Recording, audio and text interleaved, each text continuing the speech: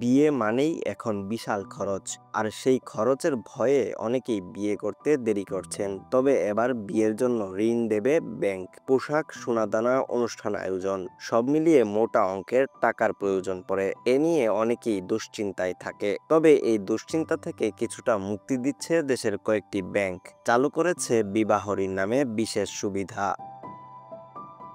ব্যাংকগুলোর নিজস্ব ওয়েবসাইট থেকে দেখা গেছে জামানত ছাড়াই এই ঋণ পাওয়া যাচ্ছে। ঋণের পরিমাণ শুরু 25,000 টাকা থেকে সর্বোচ্চ 20 লাখ টাকা পর্যন্ত।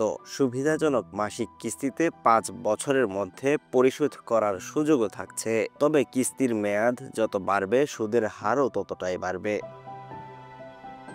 উত্তরা ব্যাংক, এনসিসি, ইউসিবি এবং মিউচুয়াল ট্রাস্ট ব্যাংক সহ দেশের বিভিন্ন ব্যাংক এ ধরনের বিবাহ ঋণ দিচ্ছে। এছাড়া অনেক ব্যাংকে সাধারণ পার্সোনাল লোন বা ভোক্তা ঋণ ক্যাটাগরিতেও বিবাহজনিত খরচ দেখিয়ে ঋণ নেওয়া সম্ভব। মূলত চাকরিজীবীদের জন্যই এই ঋণ সুবিধা।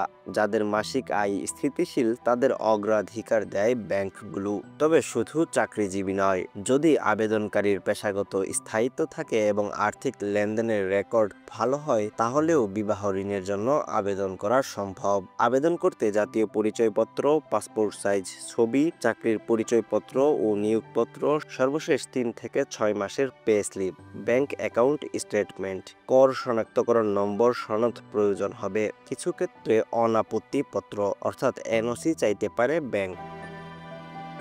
এছাড়া যেহেতু ঋণটি বিশেষভাবে বিয়ের জন্য, তাই বিয়ের কার্ড, চিকিৎসা সংক্রান্ত নথি বা ভ্রমণ পরিকল্পনার কপি চাওয়া হতে পারে। এমনকি বর বা কনের সাম্প্রতিক তোলা পাসপোর্ট সাইজ ছবি জমা দেওয়া লাগতে পারে।